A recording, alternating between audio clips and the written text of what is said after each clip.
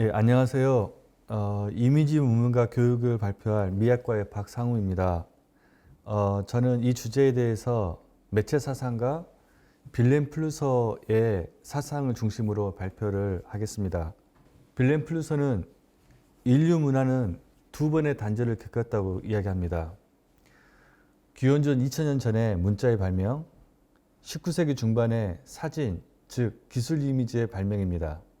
이러한 매체 발명은 단지 하나의 기술의 발명에 그치지 않고 인간의 문화 구조를 변화시키고 나아가서 인간 존재 그 자체까지 변화시킵니다. 어떻게 변화시킬까요? 바로 4,000년 넘게 인간의 의식 구조를 지배했던 문자, 즉 문자 인간에서 이미지 인간으로 바뀌게 됩니다. 이미지 인간이란 무엇일까요? 바로 이미지 위에 살아가고 지식을 얻고 평가하고 행동하는 인간입니다. 하지만 우리를 지배하는 이 이미지가 인간을 배신하기도 합니다. 자, 이미지의 탄생 목적부터 한번 볼까요? 원래 이미지는 세계를 투명하게 재현하기 위해서 발명되었습니다. 하지만 이미지는 세계를 재현하지 않고 오히려 세계를 가립니다. 즉, 이미지는 세계를 투명하게 비추는 창문을 대신해 불투명한 스크린으로 변합니다. 이제 인간은 불투명한 스크린 앞에서 이미지 해석을 멈추고 해석되지 않은 이미지를 외부 세계에 투사하기 시작합니다. 굉장히 희한한 현상이 이제부터 발생하기 시작합니다. 즉, 이 세계 자체는 이미지로 변하고 인간은 자신이 만든 이미지에 둘러싸여서 살아가는 존재로 전락하게 됩니다. 우리는 그것을 바로 이돌라트리, 즉 이미지 숭배 현상이라고 말합니다. 오늘날 이러한 이미지 숭배 현상은 엄청나게 심화되고 있습니다. 플루서는 이렇게 말합니다. 기술 이미지는 전 지구적 차원에서 실제를 마술적으로 구조화한다. 이게 무슨 말일까요? 예를 하나 들어보겠습니다. 1991년 여러분 걸프전 기억나시죠? 바로 걸프전에 관한 전쟁 기사를 CNN은 마치 영화의 한 장면 스펙타클처럼 처리하고 있습니다. 밤에 수많은 미사일들을 쏘고 있을 때 그 장면을 촬영한 것인데요. 이것은 어떻게 보면 마치 불꽃놀이를 연상시킵니다.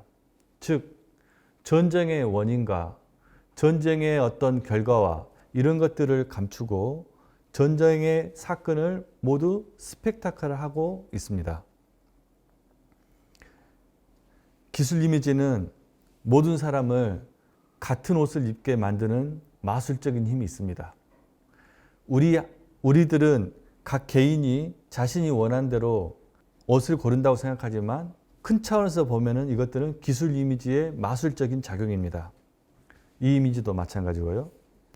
비단 이것은 외국에서만 나타나는 현상이 아니라 바로 국내에서도 나타나는 현상이죠.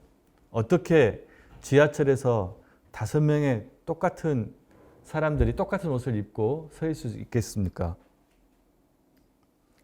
이러한 이미지 숭배 현상이 강해지면 이미지 문맹 현상이 나타납니다. 이미 1920년, 30년대 독일의 모홀리나기와 베냐민은 이렇게 예언을 했습니다. 미래의 문명자는 문자를 모르는 사람이 아니라 사진을 모르는 사람이 될 것이다. 이게 바로 이미지 문명의 시작을 알리는 선언문입니다. 사진 문명이란 무엇일까요? 자, 우리는 글을 쓸 수 있는 사람은 글을 읽을 줄 압니다. 하지만 사진을 찍을 수 있는 사람은 사진을 읽기가 쉽지 않습니다. 우리는 다만 읽는다고 생각할 뿐이죠. 그렇다면 이미지 문명, 즉 사진 문명의 원인은 무엇일까요? 바로 사진 카메라라는 장치의 자동화입니다. 즉 누구나 찍을 수 있을 만큼 자동화되다 보니까 모든 사람들이 사진을 찍게 되고 심지어 어린아이까지도 사진은 찍을 줄 알지만은 그렇게 수많이 생산된 사진 앞에서는 읽을 줄을 모르게 되는 거죠. 대중들은 사진을 해석하기가 힘듭니다. 그런데 더 무서운 현상은 아예 대중들은 사진을 해석할 필요성을 못 느낍니다. 왜 못 느낄까요? 그것은 우리 일반 사람들이 갖고 있는 사진에 관한 세 가지 착각 때문에 그렇습니다. 첫 번째 착각은 뭐냐면 사진은 이 세계가 자동으로 기록된 것이라고 착각합니다. 두 번째, 사진의 제작 방식을 안다고 착각합니다. 세 번째는 사진에 찍힌 대상, 즉 사진의 지시체가 무엇인지 안다고 착각하는 거죠. 사실은 모르고 있는데. 하지만 이 세 가지보다 더 중요한 사진 문맹, 이미지 문맹의 근본적인 원인은 바로 이미지가 갖고 있는 속성 때문에 비롯됩니다. 그 속성이라는 게 뭐냐면 바로 이미지의 모호성이죠. 이미지는 의미 전달에 있어서 모호합니다. 문자하고 다르죠.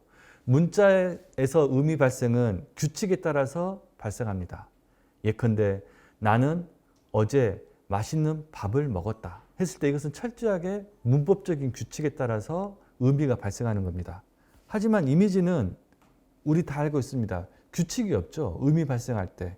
예컨대 이 이미지에서 기차와 앞에 있는 사람과 건물과 아치형 다리 이 네 개의 기호가 있을 때 이 기호들은 서로가 상호작용하는 거죠. 서로가 서로를 꾸미기 때문에 의미의 무한한 컨비네이션이 발생할 수 있습니다. 즉, 한 장의 이미지는 수많은 의미들을 발생할 수 있기 때문에 그 말은 반대로 의미를 발생시키지 않는 거죠. 따라서 이미지 철학에서는 이런 말을 합니다. 이미지는 말하지 않는다. 혹은 말할 줄 모른다. 혹은 설명하지 않는다. 롤랑 바레트는 이런 말을 하죠. 사진 이미지는 보여줄 뿐이지 설명하지 않는다. 예컨대 이 사진에서 보시면은 이 사진은 언제 이곳이 어디인지 그리고 이 사람은 왜 누워 있는지 누가 찍었는지를 말하지 않습니다. 바로 여기에서 이미지의 마술성이 작동하는 거죠. 이미지의 마술성이란 현실 세계에서 발생하는 굉장히 구체적인 사건을 이미지의 추상적인 장면으로 바꿔버리는 거죠. 즉, 프레임이라는 장치를 통해서 컨텍스트에서 맥락을 없애버린 겁니다. 그것을 우리는 탈맥락화라고 하는 거죠. 컨텍스트에서 잘려진 이 파편의 이미지가 우리 눈앞에 제시됐을 때 우리는 이 이미지의 의미를 해석하지 못하고 이 이미지가 보여주는 것만 집착합니다. 자, 마술적 수용의 다른 예를 한번 들어보도록 하겠습니다. 우리는 신문에서 혹은 포털 사이트에서 수많은 전쟁 사진을 봅니다. 아마도 20세기 중후반부터 가장 많은 전쟁 사진이 아마 중동 전쟁 사진일 겁니다. 지금까지도 발생하고 있죠.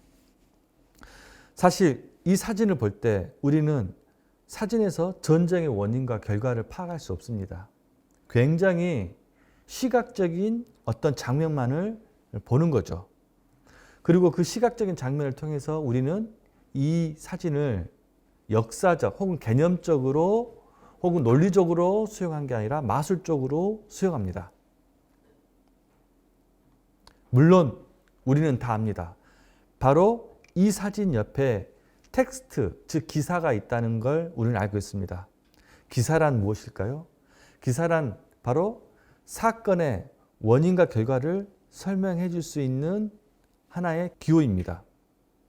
그렇지만 우리는 이 기사를 꼼꼼하게 읽지 않고 대부분 사진을 먼저 보고 기사를 봅니다. 이미 사진의 감각적인 어떤 지식을 얻는 독자는 이 감각을 통해서 텍스트의 개념을 이해하게 된다는 거죠. 더 큰 문제는 뭐냐면 이제는 읽지 않는 경우도 있습니다. 사진만 본다는 거죠. 현대인은 매체를 읽지 않습니다. 보기만 합니다. 혹은 덜 읽고 많이 봅니다. 왜냐하면 바로 현대인은 시각 이미지에 오랫동안 익숙해 있기 때문에 텍스트의 설명에 피곤함을 느낍니다. 여러분, 이 옆에 있는 신문을 보세요. 이 자그마한 글씨와 이 거대한 사진 이미지를 보세요. 우리 눈은 이 사진 이미지에 꽂히지 이 조그만 텍스트를 읽으려고 하지 않습니다. 따라서 현대인은 우리들은 이미지를 보는 것에 만족하는 거죠. 따라서 여기서 중요한 태제, 즉 독자의 죽음이 발생하고 새로운 신인류가 발생합니다. 그 신인류는 바로 견자라고 할 수 있죠. 보는 자라고 할 수 있습니다. 바로 이러한 현상 때문에 현대 사회에서는 텍스트와 이미지의 관계가 역전이 됩니다. 여러분, 왼쪽에 있는 9.11 사태에 대한 기사를 보세요. 여기에 깨알 만한 글씨와 거대한 사진을 보세요. 바로 단번에 우리는 알고 있습니다. 이제 미디어에서 텍스트가 이미지에 종속되고 있습니다. 이게 바로 후기 산업사회의 가장 근본적인 특징이죠. 바로 이렇기 때문에 모든 역사적 행위 혹은 개념적 행위가 불가능하게 되는 겁니다. 바로 신문보다는 텔레비전은 훨씬 더 텍스트가 이미지에 더 종속되는 거죠. 이제 기술 이미지는 지금까지 4,000년 넘게 유지해왔던 문자 문명의 모든 산물들, 예컨대 텍스트, 개념, 역사, 이성, 비판적 사유를 마술의 거대한 원으로 흡수를 합니다. 바로 플루서는 이 원을 부수는 것이 중요합니다. 그렇다면 이 원을 어떻게 부술까요? 자, 제가 제안할 수 있는 것은 많지는 않습니다. 첫 번째는 역설적이게도 이미지 교육을 위해서는 먼저 문자 교육을 해야 됩니다. 그런데 제가 말씀드리는 문자 교육은 기존의 문자 교육과는 다릅니다. 바로 이미지가 주도하는 시대에 새로운 글읽기와 새로운 글쓰기 교육을 하자는 거죠. 이를 통해서 잃어버린 문자 사유를 회복하고 비판적 사고를 회복해야 됩니다. 결국 한마디로 잃어버린 이성을 회복하자는 거죠. 이를 통해서 우리 시대가 당면하고 있는 이미지의 마술성을 비판해야 됩니다. 두 번째는 당연히 이미지 교육은 이미지 교육입니다. 이미지 교육 중에서 가장 중요한 첫 번째는 뭐냐면 바로 제작 과정, 이미지 제작 과정에 대한 교육이 실시돼야 됩니다. 우리는 바로 TV나 모니터에서 왼쪽에 있는 바로 이런 이미지만 보고 있는 거죠. 즉 프레임 내부만 보고 있는 겁니다. 하지만 이미지 교육에서 가장 중요한 것은 탈프레임의 사유, 즉 프레임 바깥에서 도대체 어떻게 벌어졌는가를 사유할 수 있는 혹은 추론할 수 있는 능력이 필요합니다. 이를 위해서는 바로 이미지 제작 과정에 대한 교육이 반드시 필요합니다. 당연히 우리가 문자에서는 언어의 문법을 배우는 것처럼 이미지에서도 이미지 문법을 배워야 됩니다. 이미지를 보기만 하지 그 이미지를 구성하는 수많은 단어들, 샷이라고 할 수 있죠. 그 샷이 갖고 있는 종류, 샷의 용도를 우리는 모릅니다. 이런 것들을 당연히 교육을 시켜야 되죠. 또 하나, 우리는 언어라는 것은 단어들을 연결하는 어떤 규칙들을 통해서 언어가 작동합니다. 이미지 문법에서는 그것을 우리는 몽따주라고 하죠. 혹은 편집이라고 합니다. 즉, 샷들을 연결하는 규칙들을 교육을 시켜야 됩니다. 또 하나 이미지 교육에서 중요한 것은 이미지 배포 장치에 대한 교육을 해야 됩니다. 이미지 배포 장치라는 게 뭘까요? 바로 미디어를 이야기하는 거죠. 왜 미디어를 교육시켜야 될까요? 왜냐하면 미디어라는 것은 이미지가 그냥 통과하는 공간이 아닙니다. 이미지는 미디어를 통과할 때마다 그 미디어는 이미지에 의미하고 정체성을 부여합니다. 이게 무슨 말일까요? 설명을 해보겠습니다. 달 착륙 사진 다 아시죠? 달 착륙 사진, 이 한 장의 사진이 라이프라는 시사 잡지, 천문학 잡지, 그 다음에 미술관에 걸립니다. 똑같은 이미지가 어떤 미디어에 보여지냐에 따라서 그 이미지는 다른 의미 혹은 다른 정체성을 갖게 되는 겁니다. 예컨대 달 사진이 라이프라는 시사 잡지에서는 보도 사진으로 변하고, 이 천문학 잡지 사진에서는 과학 사진으로 변하고, 미술관에 걸린 이 달 사진은 바로 예술 사진으로 변하는 겁니다. 따라서 미디어에 대한 교육이 반드시 이미지 교육에서는 필수적입니다. 더 이상 말할 수 없겠죠. 바로 이미지를 어떻게 읽을 것인가, 이것에 대한 교육을 해야 됩니다. 책을 어떻게 읽을 것인가, 문자를 어떻게 읽을까, 우리는 수없이 교육을 해왔죠. 그렇지만 이미지 읽기에 대한 교육은 많이 없습니다. 한 장의 사진이 우리 눈앞에 제시됩니다. 이런 이미지들은 TV나 신문이나 포털 사이트에서 날마다 보는 이미지입니다. 근데 이 이미지 앞에서만 우리가 이미지의 의미를 해석하려고 하면은 의미가 없습니다. 바로 이 이미지 비포, 이전 단계에서 무슨 일이 발생했는가, 즉 이미지 생산에 대한 의미를 우리는 파악해야 됩니다. 쉽게 말하면 이 프레임 바깥의 장면, 즉 가려진 장면을 복원해야 된다는 거죠. 이미지를 볼 때마다. 예컨대 이 이미지는 이런 가려진 장면에서 촬영될 수도 있습니다. 이것을 한번 보고 한번 고민하는 사람하고 그렇지 않은 사람하고는 이미지 해석에서 큰 차이가 나는 거죠. 또 하나 이미지 해석에서 가장 중요한 것은 이미지에 참가하는 주체들의 의도를 파악하는 겁니다. 그러면 이미지 주체들이라는 게 누구일까요? 자, 우리는 5가지 주체를 이야기합니다.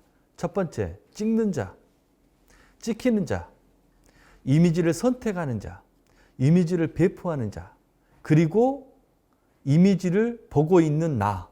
이 5가지 주체들은 전부 한 장의 이 동일한 이미지에 자신들만의 고유한 의도를 심어놓는 거죠. 그래서 이 한 장의 이미지에는 이 5명의 주체의 의도들이 복잡하게 얽혀 있습니다. 그물망처럼. 바로 이미지 해석자는 이 그물망들을 풀어 헤치는 거죠. 누가 찍었는가? 왜 하필이면 이 사람인가? 누가 배포하는가? 하지만 현실은 녹록지 않습니다. 현실은 이미지를 해석하기가 녹록지 않는 현실로 점점점 바뀌고 있습니다. 여러분, 우리가 날마다 보는 하나의 포털 사이트를 들어가 보죠. 여기에는 텍스트도 있지만 수많은 이미지들이 있습니다. 문제는 뭐냐면 이렇게 하나의 공간에, 하나의 사각형에 컨텍스트가 다르고 의도가 다른 수많은 이미지들이 동시에 놓여 있다는 겁니다. 이 하나의 사각형에서 수많은 이미지들을 마주하고 있는 우리 현대인은 어떻게 될까요? 특정 이미지에 꽂혀서 그 이미지의 의미를 해석하려고 노력할까요? 그렇지 않습니다. 이미지 해석을 포기하게 되는 거죠. 해석을 포기하고 이미지를 소비만 하게 되는 겁니다. 그래도 포털 사이트는 낫습니다. 우리가 가장 많이 보는 또 하나의 중요한 사이트가 바로 유튜브라고 할 수 있죠. 유튜브를 켜자마자 여기에는 수많은 동영상들이 이렇게 올라와 있습니다. 근데 문제는 이 동영상이 한꺼번에 보는 자한테 주어진다는 거죠. 근데 이 동영상들은 아까 말씀드린 것처럼 컨텍스트하고 제작 의도가 너무나 다릅니다. 어떻게 하나하나를 볼 때마다 우리가 이것들을 제대로 이해하려고 노력할까요? 거의 불가능에 가까운 환경입니다. 그래서 저는 이런 질문을 던지고 제 강연을 마칠까 합니다. 이미지 교육은 과연 이미지 마술성을 극복할 수 있을까? 여러분들은 어떻게 생각하십니까? 네, 감사합니다.